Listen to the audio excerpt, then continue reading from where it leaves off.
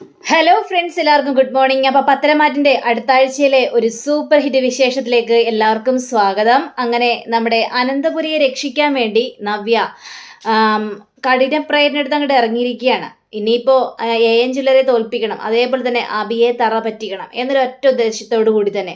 അബിയാണ് ആ ചന്തുമോളുടെ അച്ഛൻ എന്നറിഞ്ഞ ഉടനെ തന്നെയാണ് നമ്മളുടെ നവ്യയുടെ ഈ ഒരു കടുംപിടുത്തം. അങ്ങനെ അനിയാണെങ്കിൽ ആകെ ടെൻഷനിൽ നിൽക്കുകയാണ്.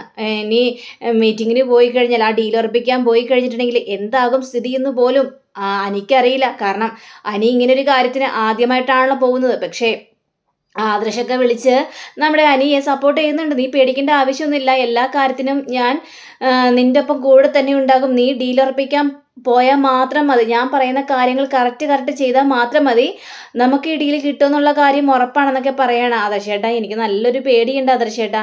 അല്ലെങ്കിലേ ഈ ബിസിനസ് കാര്യത്തിൽ എനിക്ക് വലിയ താല്പര്യമില്ലാത്ത സംഭവമാണ്. ഇനിയിപ്പോൾ ആദർശേട്ടൻ പറഞ്ഞുകൊണ്ട് മാത്രമാണ് ഞാൻ ഇത്രയും കടുംപിടുത്തം പിടിച്ച് ഇറങ്ങുന്നത്. നീ ധൈര്യമായിട്ട് പോയിക്കോ, ഞാനും നയനയൊക്കെ നിൻ്റെ കൂടെ തന്നെ ഉണ്ട്, പിന്നെ മുത്തശ്ശനും നിൻ്റെ കൂടെ തന്നെ ഉണ്ടാകുമല്ലോ, പിന്നെ നീ എന്തിനാ പേടിക്കുന്നത് ചോദിക്കണം. ആ ഒരു ധൈര്യത്തിൽ തന്നെയാണ് ആദർശേട്ടൻ ഞാൻ പോകുന്നത് എന്ന് പറയാം. അങ്ങനെ നമ്മുടെ ആദർശാണെങ്കിൽ നയനയോട് അന്ന് രാത്രി കുറേ കാര്യങ്ങളെല്ലാം സംസാരിക്കുന്നുണ്ട്.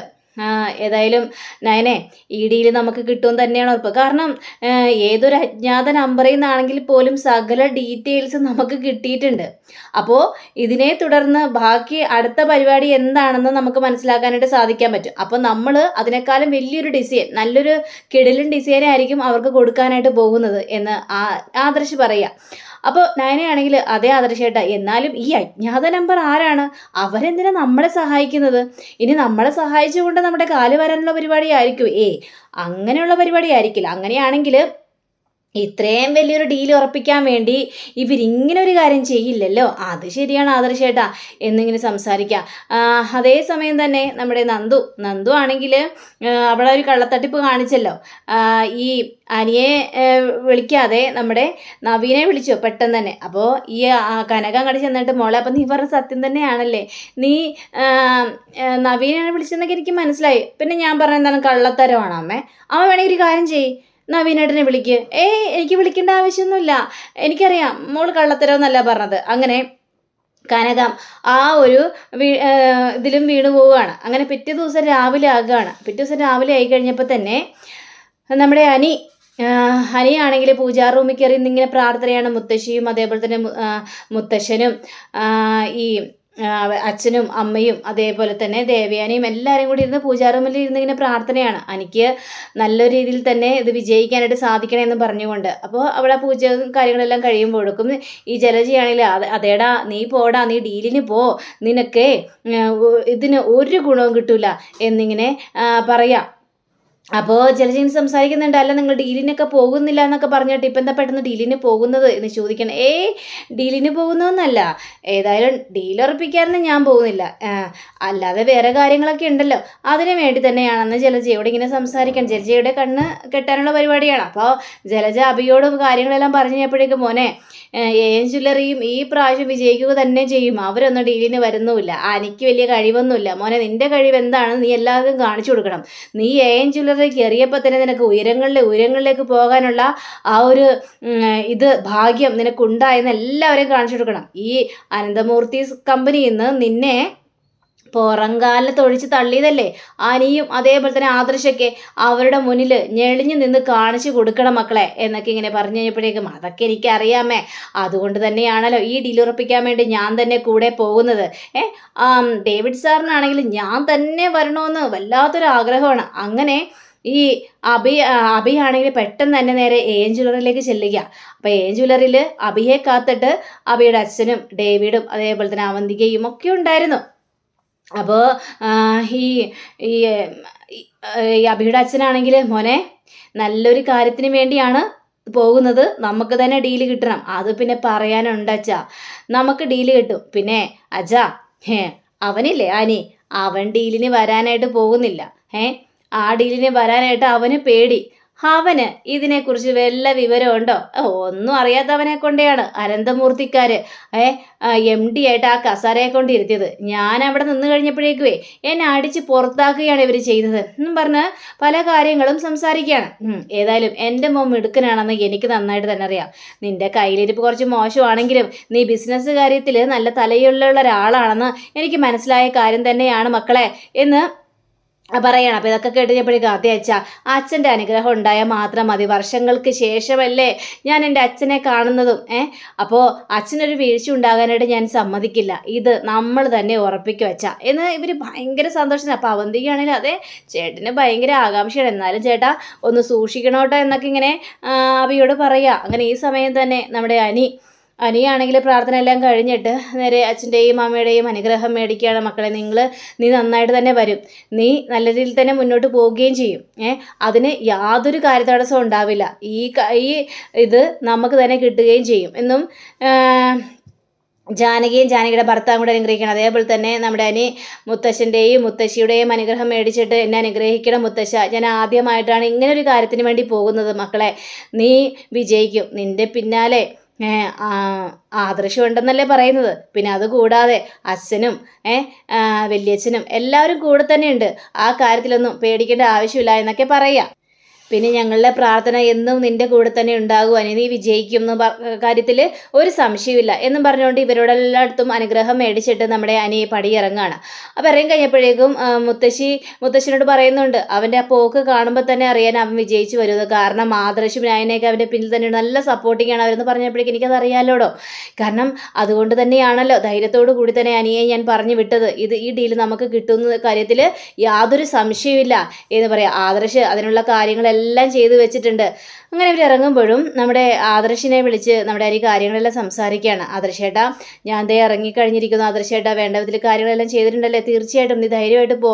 പക്ഷേ ഈ സമയം തന്നെ നമ്മുടെ നവ്യ ആണെങ്കിൽ ഈ പ്രാവശ്യം എന്താകും സ്ഥിതി നമുക്കറിയാലോ. ഈ AN ജ്വല്ലറി തകർന്ന് തരിപ്പണമാകും. എടാ അഭി, നിന്റെ അന്ത്യം അടുത്തടാ. നീ ആ കമ്പനി കയറിയ ഉടനെ തന്നെ അവർക്ക് വലിയ നഷ്ടം തന്നെയാണ് സംഭവിക്കാനായിട്ട് പോകുന്നത്. ഈ പ്രാവശ്യം അനി ജയിക്കും. അനി വിജയ് കിരീടം ചൂടി തന്നെ വരും. എനിക്കത് ഉറപ്പുള്ള കാര്യം തന്നെയാണ്. അതുകൊണ്ടാണല്ലോ ആദർശേട്ടന് ഞാനതെല്ലാം സെൻഡ് ചെയ്തത് എന്നിങ്ങനെ നവ്യ ഇങ്ങനെ ചിന്തിക്കുകയാണ്. അങ്ങനെ ഇതും അഭിയും അതേപോലെ തന്നെ അച്ഛൻ്റെയും അനുഗ്രഹം മേടിക്കുക. അച്ഛൻ്റെ അനുഗ്രഹമൊക്കെ മേടിച്ചിട്ട് മോനെ നീ ധൈര്യമായിട്ട് പോ, നമ്മൾ തന്നെ വിജയിക്കും എന്നുള്ള കാര്യത്തിന് ഒരു സംശയമില്ലല്ലോ. നമ്മളിൽ അത്രയും വലിയ ഡിസൈനുകളും ചില രഹസ്യങ്ങളൊക്കെ നമ്മളുടെ കയ്യിൽ തന്നെ ഉണ്ടല്ലോ എന്നൊക്കെ പറയണം. അതെനിക്കറിയാലോ അച്ഛാ എന്നും പറഞ്ഞ് ഇവരെല്ലാവരും കൂടി ആ ഒരു മീറ്റിങ്ങിന് പോകും. അപ്പോൾ അവിടെ അനിയെ കണ്ടു കഴിഞ്ഞപ്പോഴേക്കും അഭി ആകെ സ്തംഭിച്ച് നിൽക്കുക. കാരണം ഇങ്ങനെ ഒരു ഡീലർഷിപ്പിന് വരില്ല എന്ന് പറഞ്ഞവനാണ് ഇപ്പോൾ അവിടെ ഒരു ഡീലർഷിപ്പിന് വേണ്ടി വന്നിരിക്കുന്നത്. അപ്പോൾ ഇത് കണ്ടു കഴിഞ്ഞപ്പോഴേക്കും ഇവനാകെ ഒന്ന് പേടിച്ചു പോയി. ഇതെന്താണ് ഇവൻ വന്നിരിക്കുന്നത്? അപ്പോൾ അനിയാണെങ്കിൽ നല്ല ഗെറ്റപ്പിൽ നല്ല ആത്മവിശ്വാസത്തോടും കൂടി തന്നെയാണ് അവിടെ വന്നിരിക്കുന്നത്. അങ്ങനെ അവിടെ ഒരു മീറ്റിംഗ് നടക്കുകയാണ്. ഇവരുടെ രണ്ടുപേരുടെ ഡിസൈനുകൾ മാറി മാറി നോക്കുകയും ചെയ്യണം. ഇതൊക്കെ നോക്കിക്കഴിഞ്ഞപ്പോഴേക്കും അവിടെ ഡീലർഷിപ്പിന് ഒരു ലീഡർ ഉണ്ടല്ലോ, അദ്ദേഹം പറയുകയാണ് ഈ ഡീലർഷിപ്പ് ഞങ്ങളെല്ലാവരും മൂർത്തീസ് കമ്പനിക്ക് കൊടുക്കാനാണ് തീരുമാനിച്ചിരിക്കുന്നത് എന്ന് അവസാന ഡീല് വന്നിരിക്കുക. ഇത് കേട്ട് കഴിഞ്ഞപ്പോഴേക്കും അഭിയുടെ ചങ്കത്ത് അഭി കൈവച്ച് പോവുകയാണ്. ദൈവമേ, പണി പാളിയല്ലോ എന്ന് അഭി പേടിച്ച് വിറച്ചൊരവസ്ഥയിലായിപ്പോയി. കാരണം അഭി പോയിട്ട് പോലും അഭിക്ക് ആ ഒരു ഡീലർഷിപ്പ് ഉറപ്പിക്കാനായിട്ട് പറ്റിയില്ല. ആനി സന്തോഷം കൊണ്ട് മതി മറന്നൊരവസ്ഥ, വിശ്വസിക്കാൻ പോലും പറ്റുന്നൊരവസ്ഥ. MD ആയിട്ട് അനി ഇങ്ങനെ ഒരു നല്ല കാര്യം ചെയ്തത് അത് ആദ്യമായിട്ട് തന്നെയാണ്. അങ്ങനെ വലിയൊരു വിജയകിരീടം ചൂടിക്കൊണ്ട് തന്നെ അനി അവിടെ നിന്ന് പടിയിറങ്ങുകയാണ്. തോറ്റു തുന്നം പാടി തലയിൽ തോർത്തും കൊണ്ടിട്ട രീതിയിലാണ് അഭി അവിടെ നിന്ന് പടിയിറങ്ങുന്നത്. അങ്ങനെ ഡേവിഡ് ആണെങ്കിൽ ഈ നാഗേന്ദ്രനെ വിളിച്ചിട്ട് പറയാണ്, സാർ നമുക്ക് ഡീലർഷിപ്പ് കിട്ടിയില്ല സാർ, ഡീലർഷിപ്പ് പോയി, എല്ലാം പോയി സാർ, കൊണ്ടുപോയത് മൂർത്തീസ് കമ്പനിയാണെന്ന് പറയാണ്. ഇത് കേട്ട ഉടനെ തന്നെ ഇയാൾ വല്ലാത്ത ഷോക്കിൽ നിൽക്കുകയാണ്. എന്താടാ താൻ പറഞ്ഞത്? നമ്മുടെ എല്ലാം പോയെന്നോ? അതെ സാർ, എല്ലാം പോയി. അവിടെ അഭി ഭയങ്കരമായിട്ട് ഉഴപ്പായിരുന്നു എന്ന രീതിയിൽ തന്നെ നാഗേന്ദ്രനോട് പറയുകയാണ്. ഇത് കേട്ട നാഗേന്ദ്രൻ പെട്ടെന്ന് ഫോൺ കട്ടാക്കി ചങ്കത്ത് കൈയും വെച്ച് ആ സെറ്റിൽ അങ്ങോട്ട് വീണ് പോവുകയാണ്. അപ്പോൾ അവന്തിക്ക് ഓടി വന്നിട്ട് എന്താ പറ്റിയത്, എന്താ സംഭവിച്ചെന്നൊക്കെ ചോദിച്ചപ്പോഴേക്കും പോയി മോളെ, എല്ലാം പോയി മോളെ, നമ്മൾ ഇത്രയും നാൾ കെട്ടി പടർത്തി ഉയർത്തിയ എല്ലാം പോയി. മൂർത്തീസ് കമ്പനി ആ ഡീലർഷിപ്പ് കൊണ്ടുപോയി, നമുക്കെല്ലാം നഷ്ടപ്പെട്ടു, വീണ്ടും പഴയ രീതിയിൽ തന്നെ നമ്മൾ വന്നു മോളെ എന്ന് പറയാണ്. എല്ലാത്തിനും കാരണക്കാരൻ അഭി തന്നെയാണ്. അവൻ ഏത് സമയത്താണാവോ ഞാൻ ഈ കമ്പനിയിൽ ജോയിൻ ചെയ്യിപ്പിക്കാനായിട്ട് തോന്നിയത് എന്ന് പേടിച്ച് നിൽക്കുകയാണ്. അങ്ങനെ അഭിയാണെങ്കിൽ നേരെ അങ്ങോട്ട് കയറി ചെല്ലുകയാണ്. അപ്പം അഭിയെ പിടിച്ച് നല്ല ചീത്ത പറയുകയാണ് നാഗേന്ദ്രൻ. നിനക്കൊരു കഴിവില്ലെന്ന് നീ ഇപ്പം തെളിയിച്ചിട്ട് വെറുതെ അല്ലടാ മൂർത്തീസ് കമ്പനി നിന്നെ അവിടെ നിന്ന് അടിച്ച് പുറത്താക്കിയത്. ഇതല്ല നിന്റെ കയ്യിലിരിപ്പ്, നിനക്ക് എന്തെങ്കിലും നേടാനായിട്ട് സാധിച്ചിട്ടുണ്ടോ? നീ ഭയങ്കര ഉഴപ്പായിരുന്നു. അയ്യോ ഇല്ല അച്ഛാ, ഞാൻ ഒരിക്കലും ഉഴപ്പ് കാണിച്ചിട്ടില്ല, എല്ലാം കറക്റ്റായിട്ട് തന്നെയാണ് ഞാനെല്ലാം ചെയ്തത്. പക്ഷേ ഇവിടെ എന്ത് സംഭവിച്ചു എന്ന് എനിക്കറിയില്ല അച്ഛാ, നീ ഇനി ഒന്നും പറയാൻ നിൽക്കണ്ട. നിന്റെ കഴിവുകേടൊക്കെ എനിക്ക് ഇപ്പം കറക്റ്റായിട്ട് മനസ്സിലായി. മര്യാദയ്ക്ക് അവന്തികയെ വല്ലതും വിട്ടാൽ മതിയായിരുന്നു, നിന്നെക്കാലം കഴിവുണ്ടല്ലോടാ നിന്റെ അനിയത്തിക്ക് എന്നൊക്കെ പറഞ്ഞുകൊണ്ട് അഭിയിട്ട് അങ്ങോട്ട് പൊളിച്ചടുക്കുകയാണ്. ഇനി നീ ഇവിടെ നിൽക്കേണ്ട കാര്യമില്ല, നിന്റെ മുന്നിൽ ഞാൻ വന്നത് വളരെ മോശമായിപ്പോയി. നിന്നിവിടെ മാനേജറായിട്ട് തിരുത്താൻ പാടില്ലായിരുന്നു, നീ എല്ലാവരെയും ആട്ടുതുപ്പം കേൾക്കേണ്ട ആളായിരുന്നെന്ന് പറഞ്ഞുകൊണ്ട് അഭിയെ ചീത്ത വിളിക്കണം. അപ്പോൾ അവന്തികയും പറയുന്നുണ്ട്, ചേട്ടൻ എന്തിൻ്റെ കേടായിട്ടാണ് ചേട്ടാ ഇവിടെ നിന്നാലും ഒരു ഗുണമില്ല, സ്വന്തം കമ്പനി ആയിരുന്നില്ലേ, ഇപ്പോൾ മൂർത്തീസ് കമ്പനിയല്ലേ വിജയിച്ച് പോയിരിക്കുന്നത്. അപ്പോൾ നമ്മുടെ മൂർത്തീസ് കമ്പനിയുടെ വിജയം മുത്തശ്ശൻ്റെ ചെവിയിലേക്ക് എത്തുക. മുത്തശ്ശനാണെങ്കിൽ സന്തോഷം കൊണ്ട് മതി മറന്നൊരവസ്ഥയിൽ മുത്തശ്ശിയും വീട്ടിലുള്ള എല്ലാവരും അങ്ങനെ ആദർശ് അറിയുകയാണ്, നയന അറിയുകയാണ്. അപ്പോൾ ആദർശ് നയനോട് ചെന്ന് പറയുകയാണ്, ഇപ്പോൾ കണ്ടില്ലേ നമ്മൾ വിജയിച്ചില്ലേ നയന എന്ന് പറഞ്ഞപ്പോഴേക്കും തീർച്ചയായിട്ടും ആദർശമായിട്ട് എനിക്കത് വിശ്വസിക്കാൻ പോലും പറ്റാത്തൊരവസ്ഥയിലേക്ക് നിൽക്കുകയാണ്. പക്ഷേ നമുക്ക് അജ്ഞാത മെസ്സേജ് അയച്ച അവരില്ലേ, അവരോടാണ് നമ്മൾ കൂടുതൽ നന്ദി പറയേണ്ടത്. അതേ നയന, പക്ഷേ അതാരാണ് എന്താണെന്ന് അറിയില്ലല്ലോ, നമുക്ക് വേണ്ടി അവർ ചെയ്തത് ഏറ്റവും വലിയ നല്ല കാര്യമാണ്, ഒരിക്കലും മറക്കാൻ പറ്റാത്തൊരു സംഭവം, അതാരാണെന്ന് മാത്രമാണ് നയന നമുക്ക് പിടികിട്ടാത്തത് എന്ന് വരെ അവിടെ പറയുന്നുണ്ട്. അങ്ങനെ ഈ നവ്യയും ഈ സത്യങ്ങളെല്ലാം അറിയാണ്. ഇത് കേട്ട നവ്യയാണെങ്കിൽ കൂട്ടുകാരത്തെ വിളിക്കണം, എടി നമ്മൾ വിചാരിച്ചതുപോലെ തന്നെ കാര്യങ്ങളെല്ലാം നടന്നു. ഇപ്പോൾ മൂർത്തീസ് കമ്പനി 1ാം സ്ഥാനത്തായി, ഹേൻ ജ്വല്ലറി തകർന്ന് തരിപ്പണമായി. ഇനി അഭി അവിടെ എങ്ങനെ ജോലി ചെയ്യുമെന്ന് എനിക്കൊന്ന് കാണണമല്ലോ. അവിടെ നിന്ന് അടിച്ചു പുറത്താക്കും, അത് ഉറപ്പുള്ള കാര്യം തന്നെയാണ്. അവൻ അവിടെ കയറി ചെന്നതും നാശത്തിലേക്കല്ലേ, അവൻ കാരണം ആ കമ്പനി ഇടിഞ്ഞ് തകർന്ന് അവസാനത്തിലേക്ക് എത്തിയിരിക്കുകയാണ്. ഇപ്പം അവൻ്റെ കഴിവ് എന്തുമാത്രം ഉള്ളെന്ന് അവർക്ക് ശരിക്കും മനസ്സിലായിട്ടുണ്ടേ. അപ്പോൾ നവ്യെ ഇനി അടിച്ച് പുറത്താക്കേണ്ടത് അഭിയുടെ സകല കള്ളത്തരങ്ങളും പൊളിച്ചെടുക്കണം. അവനെ ഇഞ്ചിഞ്ചായിട്ടാണ് ഞാൻ കൊല്ലാനായിട്ട് പോകുന്നത്. അവൻ അത്ര പെട്ടെന്നൊന്നും കൊല്ലില്ല, എന്നോട് ചെയ്തിരിക്കുന്ന പാപങ്ങൾ മുഴുവനും എത്രമാത്രമാണെന്ന് നിനക്കറിയാലോ, അതുകൊണ്ട് തന്നെ ഇഞ്ചിഞ്ചായി അവനെ ഞാൻ കൊല്ലും എന്നിങ്ങനെ നവ്യ പറയാണ്. അഭിയാണെങ്കിൽ ആകെ നാണം കെട്ടൊരവസ്ഥയിൽ നേരെ അനന്തപുരിയിലേക്ക് കയറി ചെല്ലുകയാണ്. അപ്പം എല്ലാവരും ഇവനെ നോക്കി ചിരിക്കാം. അനിയാണെങ്കിൽ സന്തോഷത്തോടെ.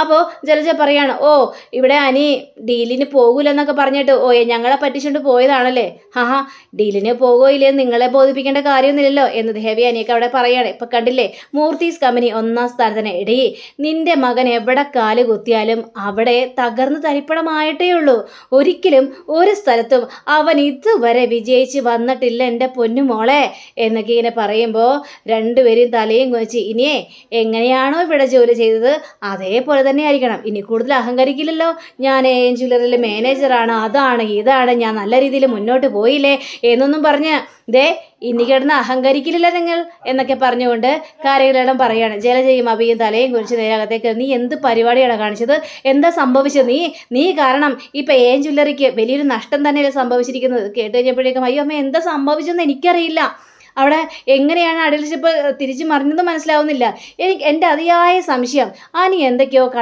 കള്ളത്തട്ടിപ്പുകളെല്ലാം കാണിച്ചിട്ടുണ്ട്. അങ്ങനെ ഇനി അങ്ങനെ പറഞ്ഞാൽ മതിയല്ലോ.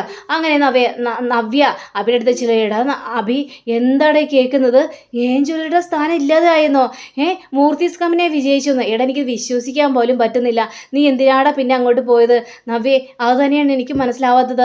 നമ്മുടെ ചില കാര്യങ്ങളെല്ലാം അവരെങ്ങനെ അറിഞ്ഞു, അവർക്ക് അറിയാനാണോ ഇത്ര ബുദ്ധിമുട്ട്, അവർ ബുദ്ധിശാലികളല്ലേ, അപ്പോൾ പിന്നെ അവർ നേരത്തെ മുൻകൂട്ടി ഇതെല്ലാം കണ്ടിട്ടുണ്ടാവും, അതുകൊണ്ടായിരിക്കും ഈ ഒരു ഇതിൽ അവൻ ജയിച്ചത് എന്ന് പറയണം. പക്ഷേ എനിക്കെന്നാലും ആ കഴിവുകെട്ടവരെങ്ങനെ ജയിച്ചെന്നാണ് എനിക്ക് മനസ്സിലാവാത്തത്. അപ്പം നവ്യ ഇങ്ങനെ മനസ്സിൽ കിടന്ന് ചിരിക്കുന്നുണ്ട്. അങ്ങനെ നമ്മുടെ മുത്തശ്ശനാണെങ്കിൽ കൊച്ചുമോളെ കാണാഞ്ഞിട്ട് ഒരു സമാധാനമില്ല, അതായത് നയനയെ കാണാഞ്ഞിട്ട് ഒരു സമാധാനമില്ല. അങ്ങനെ നയന അങ്ങോട്ടും ഇങ്ങോട്ടും നടക്കുക, ഏതായാലും എനിക്ക് മുത്തശ്ശനെ കാണണം, എനിക്ക് മുത്തശ്ശനോട് സംസാരിക്കണം എന്നുള്ളൊരു ചിന്ത നമ്മുടെ നയനയുടെ മനസ്സിലേക്കും വരിക. അപ്പോഴേക്കും മുത്തശ്ശനാണെങ്കിൽ നയനക്കൊരു മെസ്സേജ് അടക്കുകയാണ്. മെസ്സേജ് അടച്ച് മുത്തശ്ശൻ്റെ മെസ്സേജ് ആണല്ലോ വന്നിരിക്കുന്നത് എന്ന് നയന നോക്കുകയാണ്. അപ്പോൾ നയന നോക്കിക്കഴിഞ്ഞപ്പോഴേക്കും അതിൽ എഴുതിയിരിക്കുന്നത്, മോളെ നമ്മുടെ തറവാടമ്പലമില്ലേ, അവിടെ ഒരു കാവുണ്ടല്ലോ, ആ കാവിൽ മോള് മാത്രമായിട്ട് വരണം, മുത്തശ്ശനും അങ്ങോട്ട് വരാം, പക്ഷേ ആദർശ് വരാനായിട്ട് പാടില്ല, ചില കാര്യങ്ങളെല്ലാം മോളോട് എനിക്ക് സംസാരിക്കാനുണ്ട് എന്ന് അങ്ങനെ ഒരു മെസ്സേജ് വിട്ടിരിക്കുകയാണ്. അപ്പോൾ ഇത് കേട്ട് കഴിഞ്ഞപ്പോഴേക്കും നയനയ്ക്കൊരു ഡൗട്ട്, ഇത് എന്തിനാണാവോ മുത്തശ്ശൻ എന്നോട് അങ്ങോട്ട് വരാൻ പറഞ്ഞത്, എന്ത് രഹസ്യമായിരിക്കും മുത്തശ്ശൻ എന്നോട് പറയാനുള്ളത്? എന്തായാലും ചെന്നല്ലേ മതിയാവുള്ളൂ, മുത്തശ്ശൻ എന്താ പറയാനുള്ളതെന്ന് എനിക്ക് കേൾക്കുക തന്നെ ചെയ്യണമെന്ന് നയനയും കടുംപിടുത്തം പിടിക്കുകയാണ്. അങ്ങനെ ആ ഒരു നമ്മുടെ മൂർത്തീസ് കമ്പനി ഇപ്പോൾ ഉയരങ്ങളിലേക്ക് ചെന്നിരിക്കുകയാണ്. അപ്പോൾ ഇനിയിപ്പോൾ മുത്തശ്ശൻ്റെ പിണക്കമെല്ലാം മാറ്റിയിട്ട് ആദർശിനെയും നയനയെയും വീണ്ടും അനന്തപുരിയിലേക്ക് കൊണ്ടുവരും. ഇനി നവ്യയാണ് ഇതിനെല്ലാത്തിനും പിന്നിൽ. മൂർത്തീസ് കമ്പനി വിജയത്തിലേക്ക് വരാനുള്ള കാരണക്കാരി നയന തന്നെയാണെന്ന് നമ്മുടെ മുത്തശ്ശൻ തിരിച്ചറിയോ, ബാക്കിയെല്ലാവരും അറിയോ? ഇനി അങ്ങനത്തെ ഒരു കിടലൻ എപ്പിസോഡ് കാണാൻ വേണ്ടി എല്ലാവരും കാത്തിരിക്കണേ. അപ്പോൾ എല്ലാവർക്കും നല്ലൊരു ശുഭദിനം ആശംസിച്ചുകൊണ്ട് തന്നെ നമസ്കാരം. താങ്ക് യു സീഗൻ. ബൈ.